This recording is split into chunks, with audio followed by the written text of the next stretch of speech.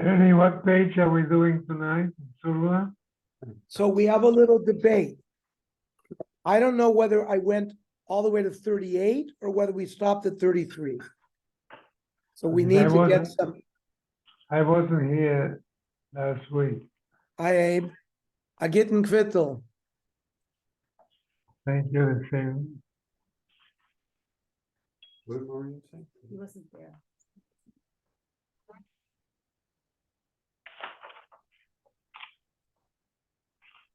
Hello. Hi. Bernie, did we finish 33 or did we finish at 38? I have it at 33. That's where we are at the Mishnah Brura, I think.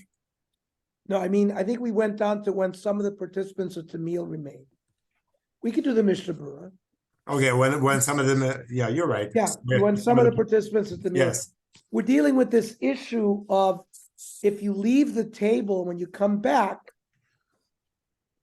that you know, do you have to make a new bracha? 33. We're in volume 14. Hi, Harold. Okay, we're on page 33. Chaim just picked up.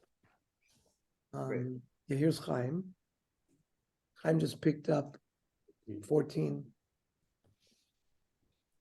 Is there anybody else that needs 14? Abe, you have 14? Okay. I know the Valley contingent has, because I still have a few. Okay. Who didn't I give it out to? David Hager usually wants when he's in Israel. I have one for him. Who else didn't get one? Okay. When some of the participants at the meal remain, what is the halacha? When one leaves the middle, but others remain, is it different in any way from what we learned above? The Gemara indicates that in such a case, all opinions agree that one need not recite a bracha, and you're considered to be in the middle of the meal. Says the Gemara, Psachim Daf Kuf Aleph Amud Beis. B'nei Chabur Shayim Mesuvim Lishtos. You have a group that's drinking, a drinking party. V'akru Ragleim Lotzeis Likras Chosin or Likras Kal. They get up because they see a chosin or a collar coming, and they leave the house. Kishen yoitzin, ein tu'unin brach l'mafreya. When they come back, they don't have to make another bracha. Kishen chosin ein tu'unin brach, and they don't have to make a bracha like pirchas hamazon or some kind of after bracha. And when they come back, ein tu'unin brach l'chil, they don't have to start off with a new bracha. When somebody was left at the table,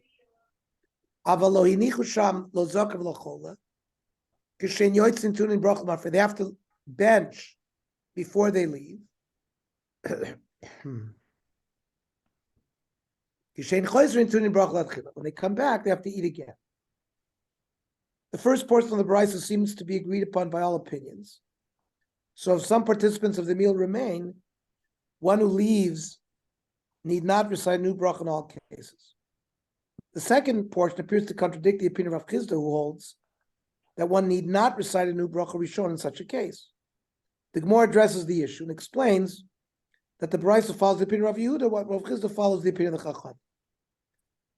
Now, how does the Shulchan Aruch that if people remained at the meal, one who leaves need not recite a bracha rishona or bracha achrona when he returns, whether bread was served or whether only fruit or other shakel foods were served.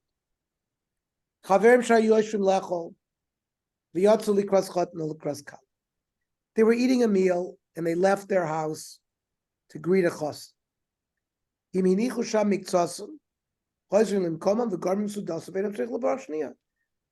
they left some people,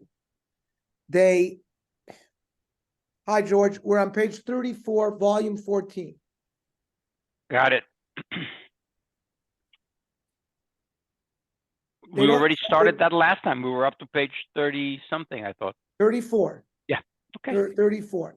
So we said that if you're eating a meal and there's a lot of people on the table, and you have to walk out of the house because you have to greet somebody. When you come back, you don't have to make a bracha. You don't have to make repeat brachas. That's how the Shulchan Aruch rules.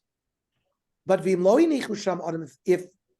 when you left, there was nobody at the table. When they leave, they have to make a final bracha, like a birchas hamazon. And you have to start a new bracha when you come back. Same thing could be if the only thing you guys were doing was drinking or eating fruit. If you move your place, so you finished your eating. You have to make a final bracha. The Piskei Tshuva notes that several conditions apply for this allowance of not reciting a new bracha, where some remain at the meal to take effect.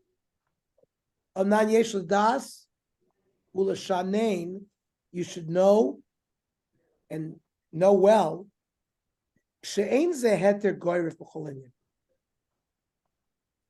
This is not a blanket heter. There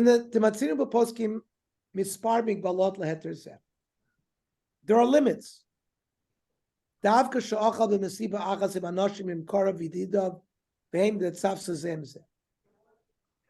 heter not to have to make another bracha when you come back is these are friends, family, acquaintance. You're eating together. It's not like you were at UCLA on a table at the bomb shelter with 20 people that you don't know. And you walk away some and you come back. That's a table, but you don't know, you're not eating with them. So But they Ernie, they're not. isn't part of the kasha though that if you get up and you're unsure if you're going to be coming back, then you never did a bracha achrona. You didn't finish the whole process. So I think that the way I'm trying to understand this is that it's when you've actually interrupted the whole thought process of your original bracha when you first made the commitment to make that bracha to count for everything. So it leaves you kind of it's a two-way street. If I don't know if I'm making myself clear. Yes, you are. You're wondering. See, you have to. There's a din that if you see a chassan and kala, you have to go and greet them. Correct. So there's no question that if he's eating by himself and he has to leave the house to do it, then he has to make the bracha And then go. And then go and then come back and he wants to eat again. He has to make a new bracha. That we makes learned sense. last week. Yeah. But now you have a heter that if you're eating with a group of friends, they sort of like they have the even though you're stepping out, when you come back, you're in the same meal with them. So they're continuing the process for you, Yes, if you yes. will. Okay. Yes. And now, but it doesn't work when you're by yourself. It's only when there's, and now they explained that it's got to be a people that you sat down with that you are friendly with. It's not like you're at, like I said, like you're at a picnic table at the beach. That's where you're eating, and then you left, and there's people there, but you don't know them. So Okay. that wouldn't fulfill this requirement. And George actually got to the heart of the matter. But can I simplify a question? Like, Yes, you're eating, the mailman knocks the door, you got to get up to go to answer the door, you come back. What's halacha? It makes it sound like you should have. You didn't leave your house. There Okay. you didn't leave your house. Well, let's say I got to go outside and talk to my guard. Let's say I And by got to the go way, outside. in the next piece, Yeah. we're going to actually give the parameters of what does it mean that you changed your place. Okay. Because it could be that doesn't qualify. Okay. As that you left. Now,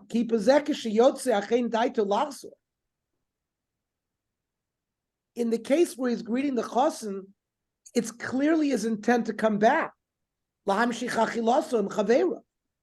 So this answers George's issue. It's by definition not a hesach hadas. Yeah. George was referring to hesach hadas, taking your mind off. Somebody asked me a question yesterday in shul, coming back after we had a 4-hour break. So there people went to sleep. So there that's clearly as a chadas. When you came back, you had to make a brach on your talus again. Unless somebody had in mind and made a t'nai that the bracha that I make is going to last for the whole day, even if I sleep. But that's the same concept that you know when you come back, you need to make a new bracha because it all relates to hesach hadas. And did you have it in mind that the bracha that you made is going to go for all of these things? The same thing. I know, Ernie, I was involved in that argument, but on the other side, you could say, you're coming back to Daven Mincha and Nila at the end of the day. So you've taken your talus off with the intention of coming back. So the echanami. Is that hesach hadas? Then I think you could do it that way and not have to make another bracha. But if you didn't think about it, Bernie, when you first made your bracha, you made your bracha, you had no thought about later on in the day, right? Like you're davening this morning. And then so if such a person, you'd have a question, if he went to sleep, and we learned that by definition, that's a hesach hadas. Now, if in the morning you had what you had in mind, that you made the bracha and it was in mind all day, and I'm going to come back, then I agree. I think that would probably suffice. And that's more bracha al t'nai. Wouldn't it be like that to Lachzer? I mean, if he has in mind when he leaves, not the beginning, but the time that he leaves, that he's coming back. So then But Abe, when did you make the bracha? You made the bracha in the morning. So that's when he has to have in mind. Or you want to say that even if he didn't have it in mind, right when he leaves, he says, okay, I made a bracha this morning and I want the bracha to remain. I'm coming back. Okay. That might work. I don't have the sources in front of me to make a chiluk between those two, but that could work as well. But you have to have some kind of thought about it. Right.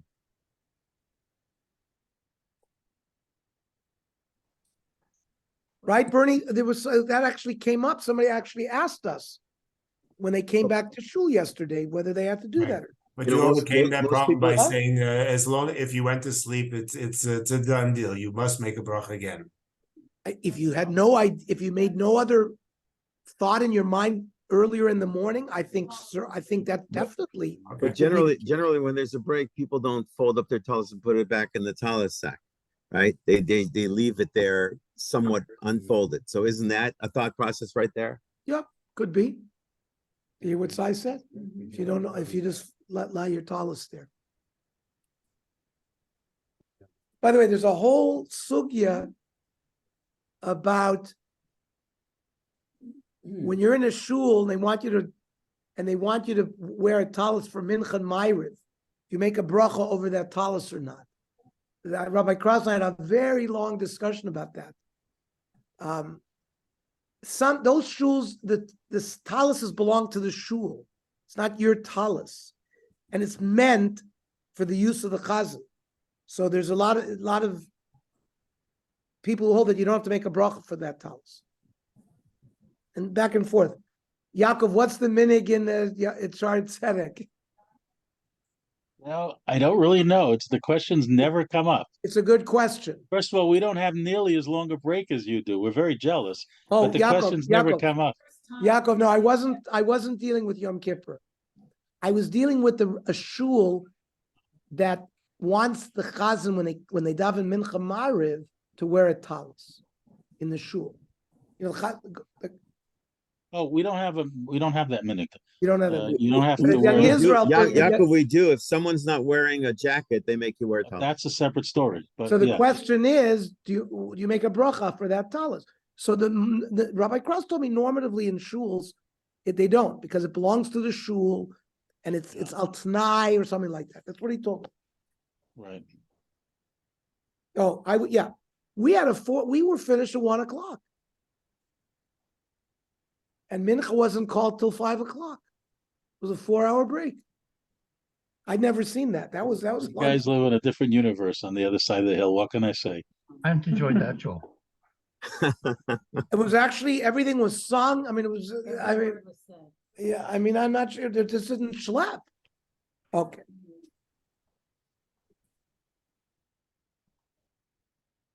So v'lo kroi niklu kama noshim lechol yachad, and not a situation where few people gathered at this picnic table to eat. Kishe'en lahem kesher zeh zeh. Kigon b'misadot v'chadrei ochel sheb'misadot tzibur. Like if you're in Hadassah Hospital or you're in a bus stop, and there's public tables, and that's not considered that you ate with those people.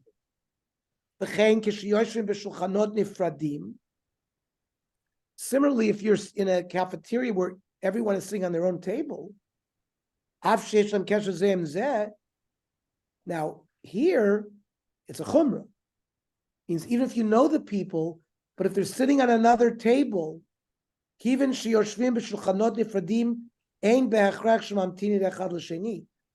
don't have the etiquette normally in a meal that people are waiting for each other. Oh, we're going to wait for Chaim Yankel to come back before we eat our dessert.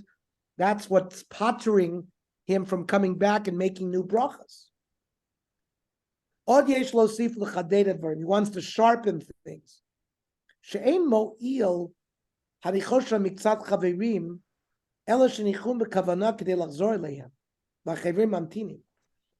This has to be a conscious thing. Oh, I'm going to get back here soon. Keep on eating and I'll join you soon. If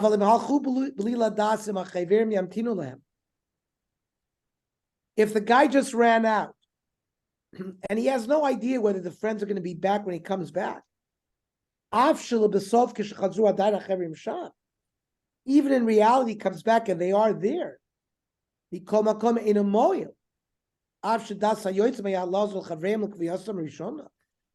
the people who went out had a mind to come, you got to let the people know, oh, I'm coming back, and keep on eating, and I'm still part of this meal, and blah, blah, blah. Now, what about the people who were left behind? They went out. There's no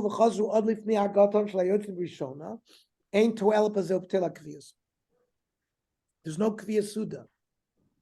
If when guy number one left, expecting the guys to be back, expecting the friends to continue with the meal, but then those people went out on their own, even if they came back, the Pischei Tshuva says it breaks the kviyas, and the guy who comes back would have to make brachas.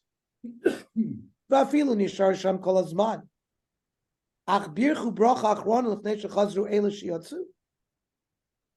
say the people who remained benched, and then of course the people come back. Even though they're eating again, that would break it, and he would have to make, he would have to bench and start again. The kviyas would not keep him going. So it's a complicated sugya here.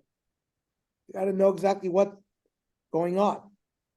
So we saw above at the end of the source that according to Ramah Lechatchila, one should not leave in the middle of a bread meal without reciting Birchas Hamazon, even if one plans to return.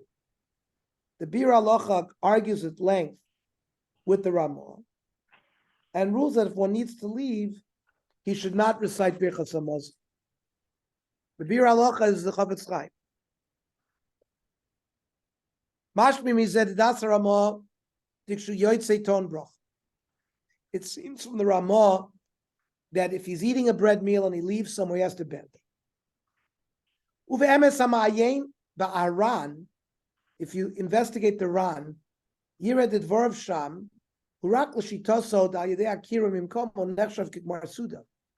That's according to the opinion that leaving the physical place of the Suda is like the end of the Suda. And then you'd have to make a new bracha to start eating again. Because of the tzarach levarach gam birchas hamazon kodem sheyetze. After efshar lashuv levarach hayshin and shema yishka. You could bench when he comes back. The only reason we tell him to bench now is maybe he'll forget.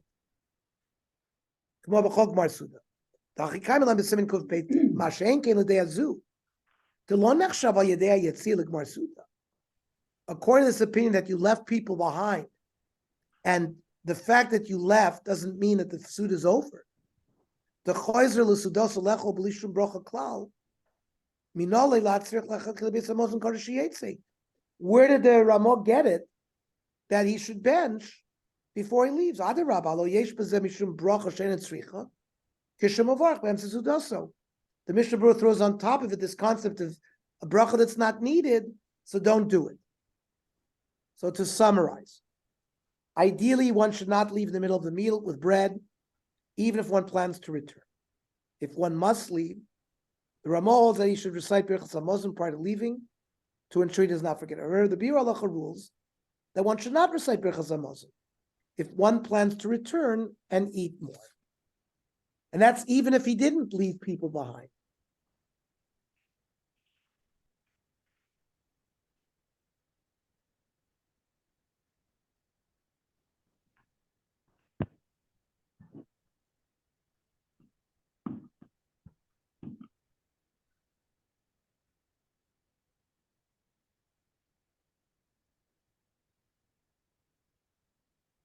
And here is the leaving a meal in the middle. There's a detailed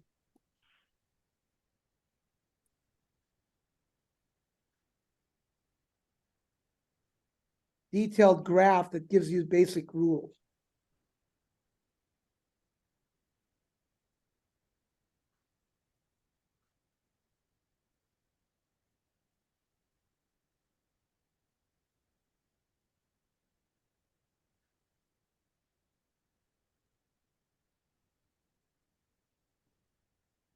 Okay. 38. Sai was talking about answering the front door. What is really the definition of changing one's place? That's question 4. Concerning the definition of Shinui Makom. The halacha discussed thus far that one must recite a new bracha in case of Shinui Makom.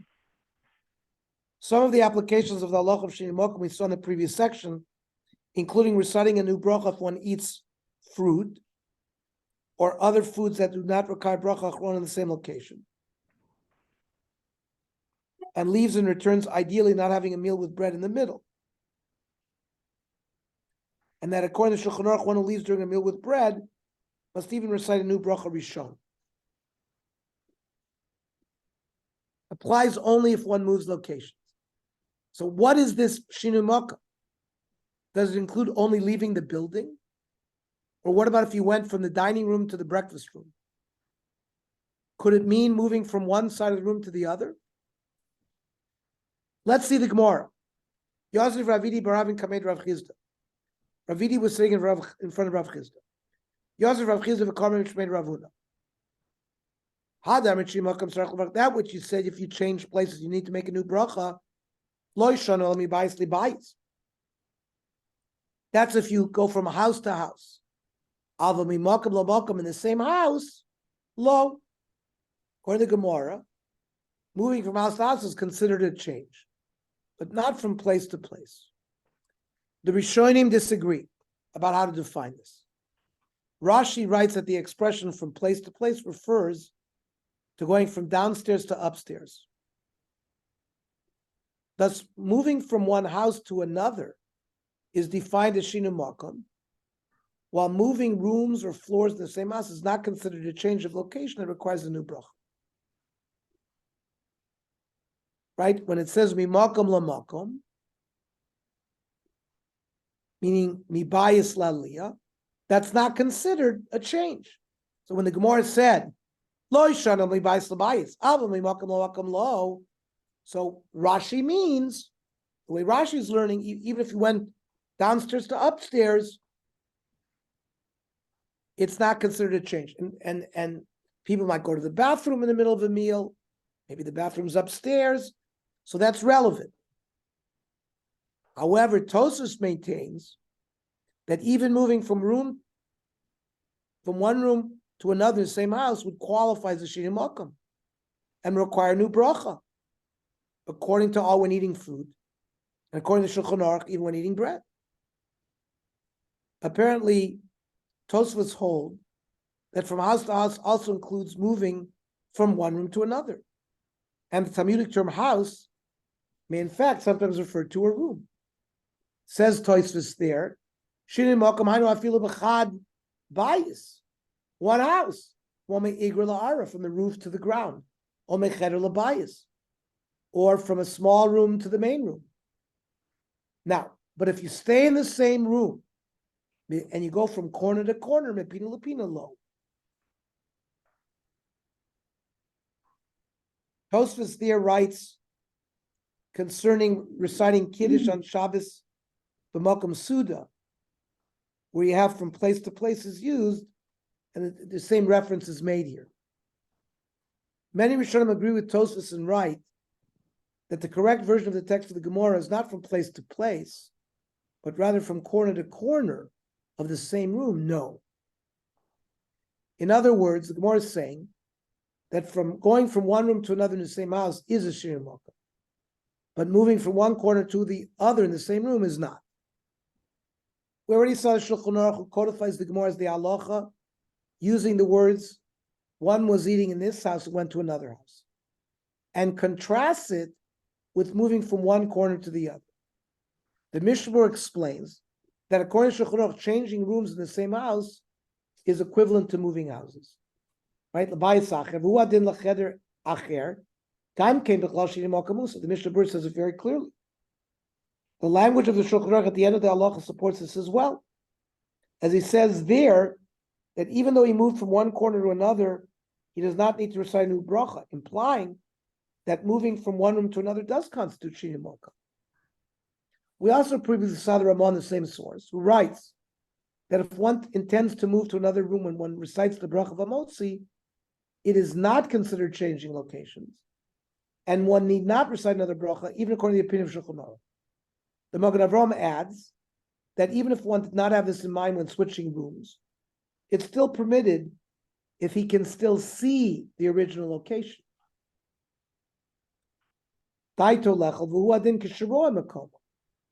So if you go to somewhere where you can still see where you started from, that would cover you. The Bir Halacha notes that according to this halacha, one who's eating foods on which shahakol is recited would lechatchila not be permitted to go from one room in the house to another, even for a short time. How is it possible then that today people commonly walk freely around the house in the middle of eating such foods? The same question can be asked for Sephardim during a meal with bread, since the Shulchan Aruch rules that moving from one room to another is a Shiri Mocha.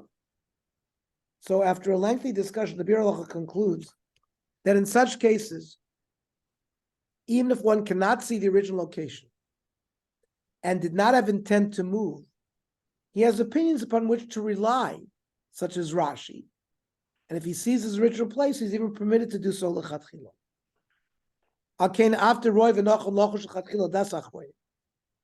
We should be concerned about the Achronim's opinion.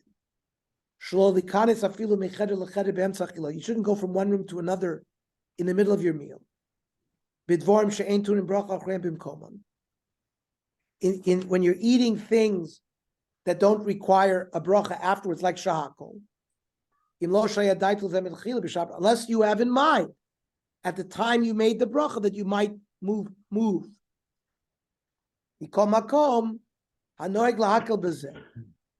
The minig is to be makel, and ein limchos biyado liyeshlo milismo. Can rely on Rashi, who said that going from one room to another is not considered a problem.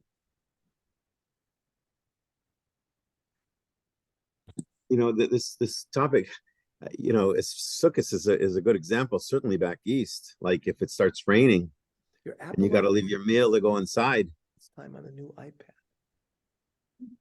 I mean, good point. Yeah. Sorry, could you repeat that, please? I said Sukkot is a good example. I said certainly back east, where you know you have weather conditions that might impact your meal, where you have to run inside. I remember sometimes you had to wait and hopefully the weather passed, but if not, I mean, what are you saying? You have to bench and then go back in and make another emotzia? What would you do? I would say in places of bad weather, where there's a chashash that you might have to go into that, you would have that in mind when you made your original bracha. You would have that in mind to cover the other room when you like you just said that if you had it b'shas bracha that you're going to move rooms, you would be covered That's if you thought of it. if you thought about it. And you could even say that about a host or a hostess at a home. They go into the kitchen, they don't see the dining room where their guests are. They're bringing food back and forth. They're going to make a bracha at each time they do that. I mean, No, Bernie, that's not a shina malka. Shina malka means you're sitting at the table. So the housewives are sitting at the table. They go in to get the food and come back to the table. I don't think that's a shina malka. Not like they're going into the breakfast room and sitting down at that table there and eating there.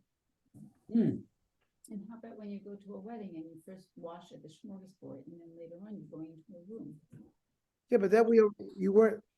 Susie's, I guess I missed. where last were week. you? Last week. Susie's asking about eating at the shmorg. We discussed that, right? We said Last you have year, to wash in that room. But you said it was an issue. If you said it could be an issue, the you fact say that you have in mind that you wash and that you're going to eat here and there and everything. right, but we also said, but if between the shmorg and till you eat your dinner, it could There's be a over an hesach hour. hadas. Yeah. So then we said you eat and bench there and then start again. That certainly could be done. I think we could certainly ask whether when we wash and let's say you have your card that says what table you're at and you know where it's going to be and you just have it in mind like we just said now. If you have it in mind that you're going to go to another room, that you also could be covered. Just note, I drafted the Sefer and I picked it up and it was on the next page. That the bottom of page 40 deals exactly with the question of going into the kitchen to bring food. Okay, so very good, Bernie. We'll get to that then. It was Bernie. No, yeah. So this bir halacha is important because you have someone to be soymech on, Rashi. Val kol panim b'diavad b'vadai ein latzrich brocha behen, the midis fekel l'nafka. It's only a doubt. Usafik brocha is lahakel. Right? We always know that if it's a suffix, we don't make the bracha. Suffix bracha is lahakel means don't make the bracha because you're saying the name of Hashem unnecessarily. So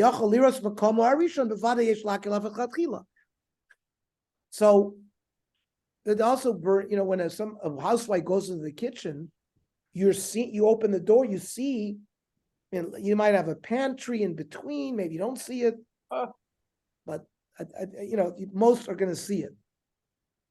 Now, Rav Wosner in the Shevet HaLevi writes that any purpose related to the meal for which a person must leave the table is permitted and is considered as his intention to do so. So that covers the lady or anybody going into the kitchen to provide food for the Suda. If you're just going to the kitchen, lavi od mana machal, bring more food.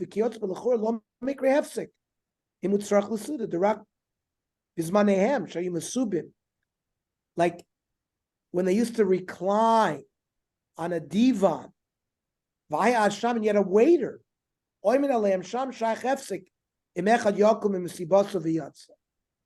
So then you got up from your divan, you went, that was a real hefsek. We don't have waiters. Rak balabayis, balatabayis, or acher ondim mishamshim. Somebody else is serving efsher de lo mikri hefsek. He says maybe it's not a hefsek. I mean, I forgot who said it just previously, where we said if it's the other corner of the room, it should be okay. Well, that's no But problem. this is the kitchen. Well, Oh. Sai is talking about maybe a breakfast room, and then you can see the kitchen, right? And you can see it.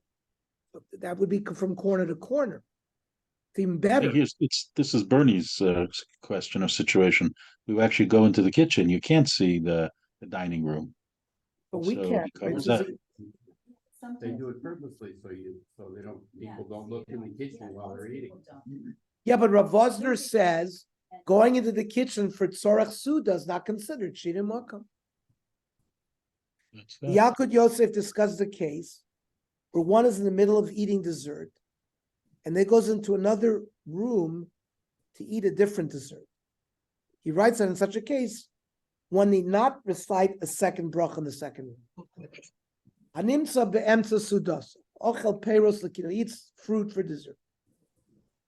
Ubirach aleim birchasana, he said boy praise. V'ochel mehem. V'yatza l'chederach, and he goes to a different room. Like in the kitchen, v'rotza likach b'sham od pri v'lechol sham. And he sees another fruit there, and he wants to eat it there. Ein tzarich levarch ala pri shochel b'cheder hasheni. He doesn't have to bench again. He doesn't have to make a brach again. And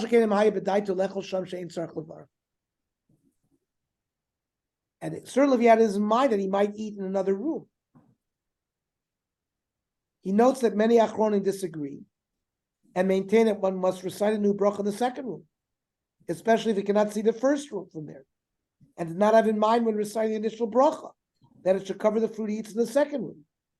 Nevertheless, the Yalkut Yosef concludes, similar to the Bir Halacha, that one should not recite another bracha due to Safek brachas. Lahakil. Since it's a debate, it's a doubt, and in doubt, it's better not to make the bracha. So this is really a very interesting subject. Now, which foods are subject to Shinui Makom? We have seen above that according to those opinions that follow Rav Chizda, such as the Ramah, the halacha that one must recite a new bracha in cases of Shinui Makom applies specifically to foods whose bracha achrona need not be recited in the original place of eating, like shahakol. Right? There's no, you don't have to say it. The bar nefasha is where you were. You have to bench where you were. So we're talking about the new bracha has to be recited on foods where there's no bracha achrona made in the original place. However, if one eats food whose bracha achrona must be recited in the original occasion, like bread, then one need not recite a new bracha rishona after leaving and returning in the middle of the meal. Which foods are included in this latter category? So bread is clearly included. We will learn that in Shir 4 as well.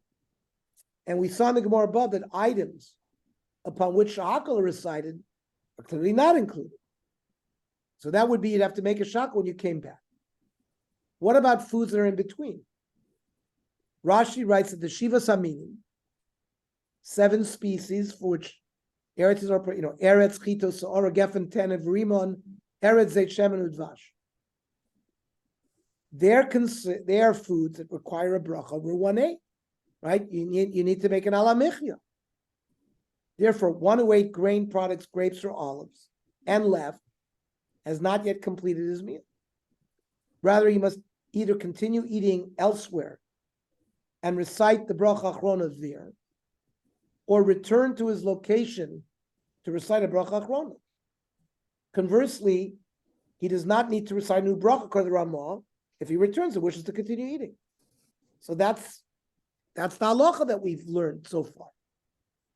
That if you go and you come back, so you don't have to recite a new bracha rishona, and you can continue eating, and only after when you finish eating, you recite a bracha achrona. Aval dvar matuni bracha lachrei bimkoman. Kloimer bracha chashuv b'fnei atzmim k'gon shiva minim. Hovelo bircha achrei. He didn't make the bracha yet. V'amad leilech l'mokam. He went to stand up to go somewhere else. Lisal al kviyas harishon halach. He had the initial kviyas asuda, and therefore levarch achrei and bracha achas al shtein. When he comes back, he's going to make bracha on both. Let's say he goes somewhere else and eats, and he comes back and eats. He doesn't have to make another bracha when he comes back. In contrast, Tosfos holds that the category of foods for which one must recite the bracha achrona in the location that one ate includes only bread and mizonos, but not other foods of Shiva Saminim, like olives or dates, right? The yayin or wine, kol zayin meaning, they do not fall in this category. Only pas v'chomine pas v'varchem al motzi, or shema komine mizonos sheyesh b'mehei meaning, hava b'chal dvar matunim brochel achrem b'mkomon. Only mizonos. Consequently, according to Tosfos, one must recite a bracha achrona in the place one ate for bread and other grain products. Furthermore, one would not need to recite another bracha rishon if one left in the middle of eating them and then returned, since his meal is not considered complete. The Rashba takes a third position, that the category of foods which one must recite a bracha achrona in the place one ate applies only to bread. Shulchan Aruch cites the first two opinions of Rashi and Tosfos, and the Ramah adds the Rashba. Yesh shoymim shebeshivas aminim tunim bracha lachreim bimkomon. Yesh shoymim dafka minei doga. First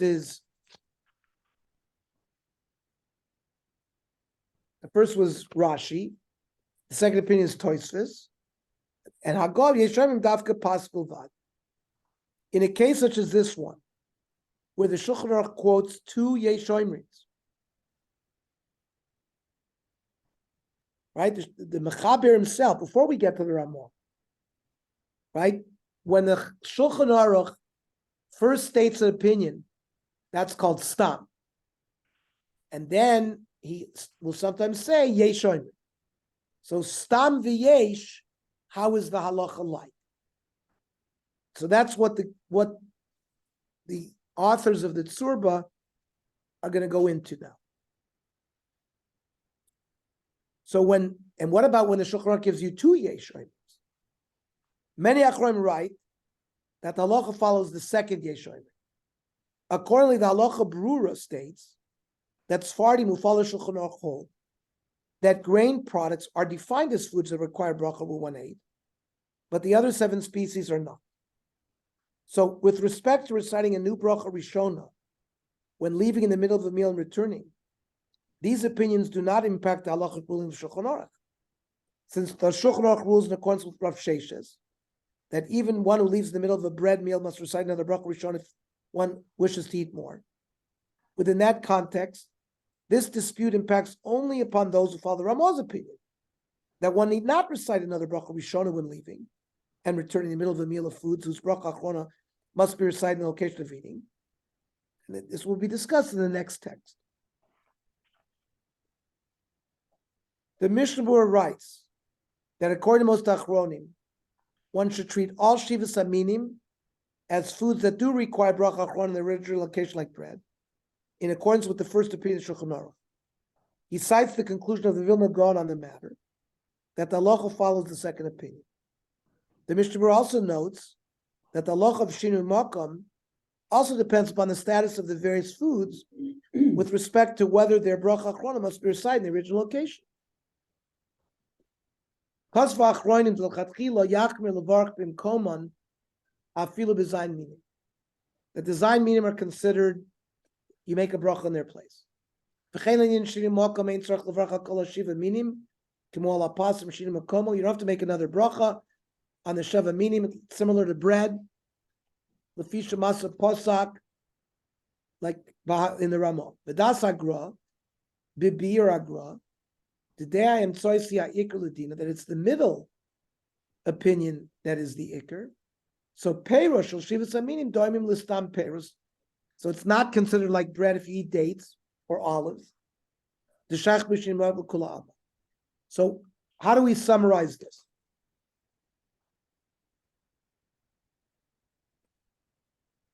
According to the first opinion of the Shulchan Aruch that follows Rashi, and the Achronim that follow it, the category of foods for which one need not recite a bracha achrona in the original location includes bread, grain products, and shiva samim. For any of these foods, one must recite the bracha achrona in the original location in which one ate. if one leaves the middle of eating and returns, according to Ramah, one need not recite a new bracha rishona on them. You just continue eating, and then when you finish, you make the bracha achrona. According to the second opinion of Shulchan Aruch and the Vilna Gaon, the category of foods for which one need not recite a bracha achrona in ritual creation includes brain and grain products, but not shivas aminim. Therefore, you have to recite the bracha achrona in that location when you come back. And if one leaves the middle of eating bread or grain products and returns, according to the Ramah, one need not recite a new bracha rishona on them. According to the Yeshoimim cited in the Ramah, only bread is classified as a food for which one need not recite bracha achrona in the original location. Thus, when eating all other foods, one need not recite a bracha achrona on them in the original location. Even the Ramah agrees that if one leaves in the middle of eating them and returns, one would need to recite a new bracha. So the Zos HaBracha concludes that since the halacha in this three-way dispute has not been entirely resolved, one should ideally avoid the question and not leave in your meal if you're eating grain products or shivas aminim. With respect to bread, we saw previously that one should ideally also not leave in the middle of a bread meal, since he may forget to recite Birchas Hamazon. According to the Bracha, one may leave for a short amount. So, ein din shin mokam l'gabi macholim atunim bracha b'mkomo. The concept of shir mokam does not apply to foods that require a bracha in that location. Hilkach ha'ochel kazayis pas. If you eat a little bread and then have to leave, mutter l'lotzes b'mkomo v'lotzes, you can leave and come back. But if you ate one of the 7 species or drank wine, you shouldn't leave. If you're going to go back, even shemacholim elu hein begetter suffix tunin bracha b'mkoman. It's a suffix whether you'd have to make a bracha before you left. But vim yatsa lo yivach bracha b'shara masha yochel memachari kirosa. When you come back, don't make another bracha on them before you start eating. Shesafik brachas lahaktiach. What about eating while traveling? When people are traveling or walking outside, they sometimes eat food while in transit. In light of what we have learned in the previous sections, should eating while walking or in transit create any halachic difficulties with respect to reciting brachos? We just had a Gemara, the Daf Yomi, that people who ate in the shuk is pasul edus.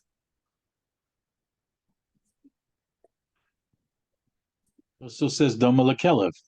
Doma Lekelev. We just had in the Daf Yomi 2 days ago. Pasul edus.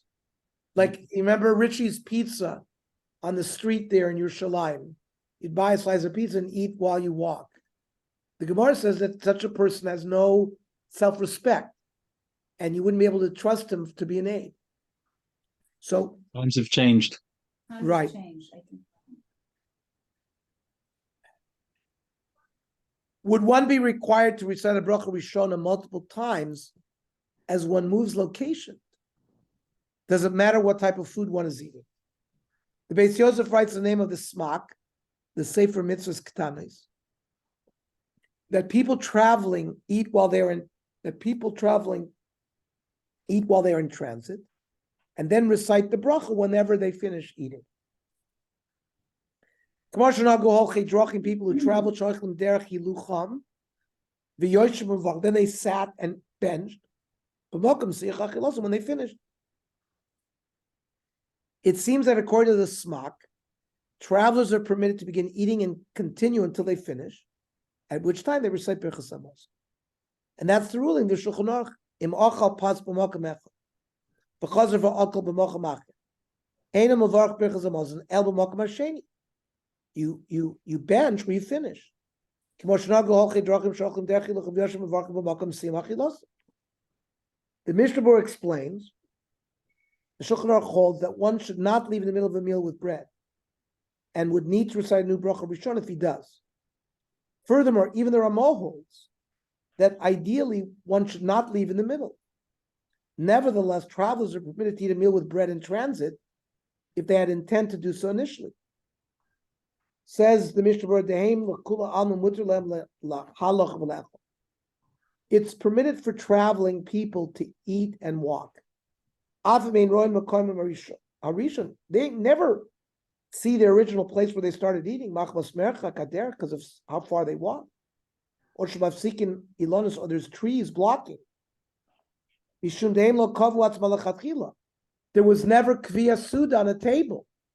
Their suda was walking. They're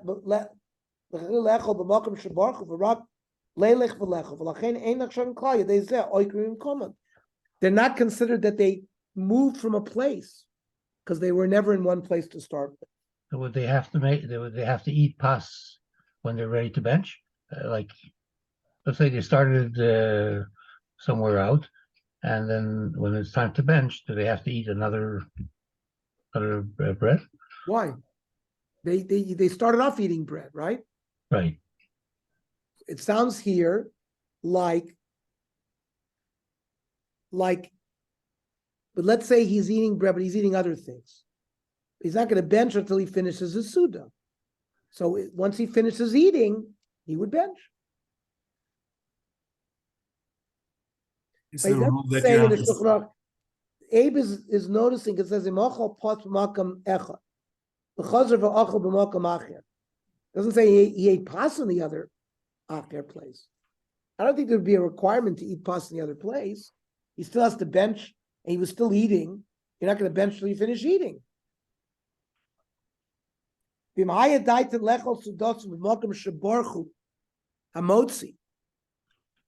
But let's say he had in mind he was going to finish the Suda where he made Hamotzi. But v'nimlechu, they changed their mind. Likmor Sudos on derech halichos. Figured they changed their mind in the middle, but they're going to eat while they walk. Kolzman sharoy makom harishon muter lemlechu. They can only eat if they can still see their original place. The chosh of makom echad, aval be'ein roin machmas mercha kaderech. But if they can't see the original place, we're talking about it because he didn't have in mind at the original bracha that it's going to cover us the whole way. They thought they would finish where they were, and then later on they changed. Then they would only be able to continue eating if they could see the original place, because otherwise it's considered choshev shinem makom. Ubepeirit tzarich levar shenis. If it was fruit, you'd have to make another bracha rishona, and he says ubepas gamkein.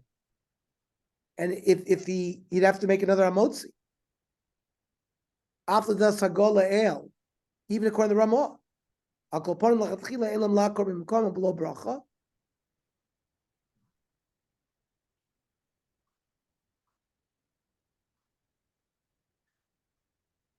They should certainly recite a bracha before leaving.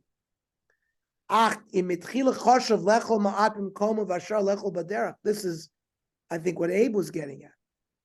If at the time they started, he made a bracha and that bracha was gonna cover everything he eats as he walks. Mahani works. Even though you can't see your original place because there's trees.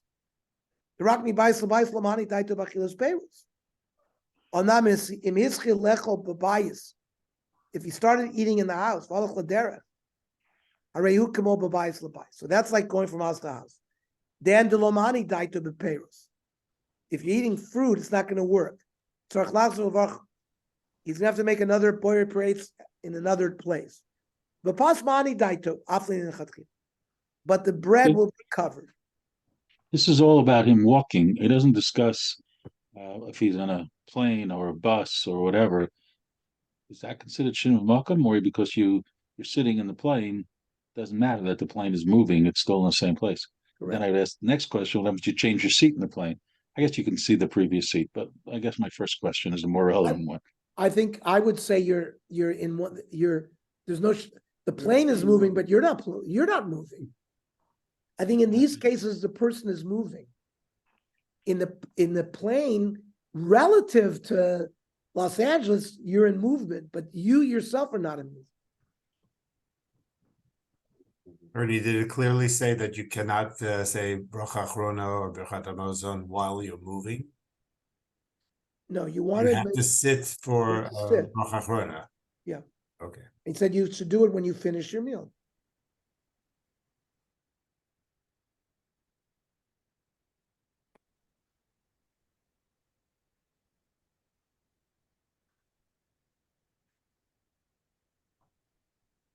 We're going to have the halachas of Birchas Hamazon massive, and that'll address that issue, Bernie. That means in what state should you be in when you make Birchas Hamazon? The Shulchan Aruch, as a side thing, mentioned, oh, he's going to sit, but we're going to see that's part of the right. Hilucham yoishvinu mavarcha b'makom sicha chilosan. The Shulchan Aruch said, because we're going to see the din in Birchas Hamazon is that you should do it sitting. If you can, I guess if you're in a place where you can't sit, then you could do it standing. We'll see whether that applies. So Well, if you're walking a long distance, isn't that a hefsek? If you finish eating while you're walking and you're going another 10, 15 minutes and you can't see the place where you finished eating, is that a problem? No, you should bench when you finish eating. You should bench when you finish eating.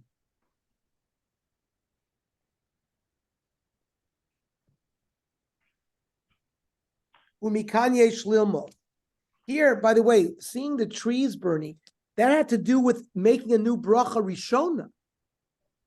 You made a motzi, and now and you thought you were going to eat your meal here, and then you decide you change your mind, you walk, and now you can't see the original place. You have to make a new amotzi.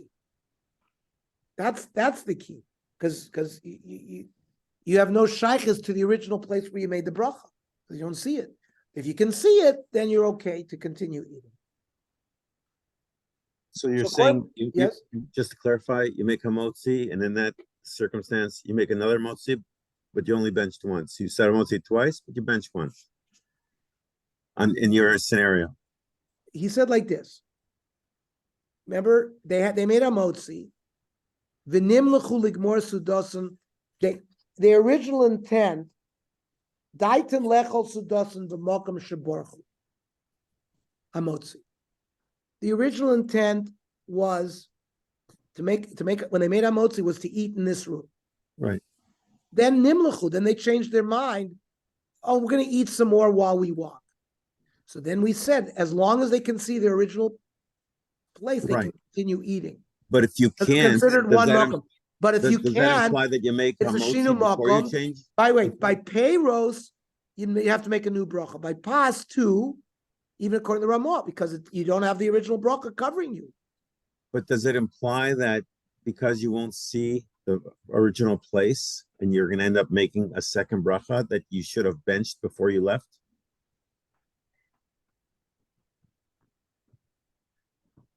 But you changed your mind, and you're gonna you have now But yeah, continue so eating. in other words, there's no it's benching. almost like you finished your meal in this place and you're starting another one because But you're you making the didn't bracha finish. in a second one. You want to continue eating. So But then why would there's no benching. but it requires a second bracha? I mean, doesn't that Because imply of that the you din, finished but your that's- first meal? That's because of the din of the original bracha. That since you didn't, now you're going to be covered if you have in mind when you made the original amotzi, this is going to cover me throughout my whole travel. Then you have no problem, even if you can't see the original place. It's only because you originally made the bracha amotzi, you thought you were going to finish your meal here. Then because you have the hesach hadas, you have to make a new bracha. Because you can't see the original place. And Ein Hanami, let's say he made the hamotzi and okay, we're done. So then he'd make then he'd bench. And now he wants to start again and eat. He'd have to make a wash again and start the whole process again. But he didn't want to finish his suit. He wanted to continue eating. So when you make the second hamotzi, you don't have to wash again?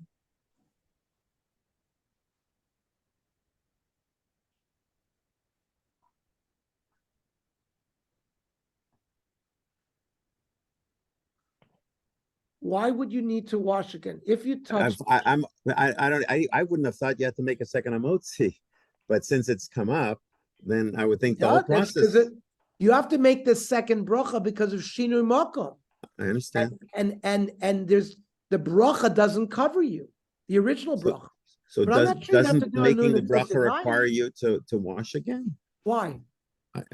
You're, well, for this, well, you're making a motzi. I mean, No, but it's- in all of it's these, shinui makom, everything, but the essence is you're starting a new meal. no, but we've learned in all of these dinim of shinui makom, you have to make a new bracha, but it doesn't. Nowhere did it say you need to wash again. That's what I'm asking. It didn't seem to suggest that you needed to wash again. No, it said you have to make a new bracha. Remember, according to Machlokas, Shulchan Aruch, and the Ramah, whether if you're eating bread, you have to come back and make a new hamotzi. Here, in this case, even the Ramah wouldn't require you to do it because you lost connection to the original bracha. But I don't see anywhere which told us that you'd have to make a new Netilas Yadayim.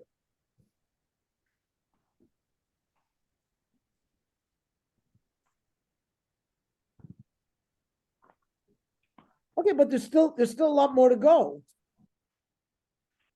But it's 9 o'clock, so let's just remember we ended up at 46. Very good discussion today, everybody. Thank you, Ernie.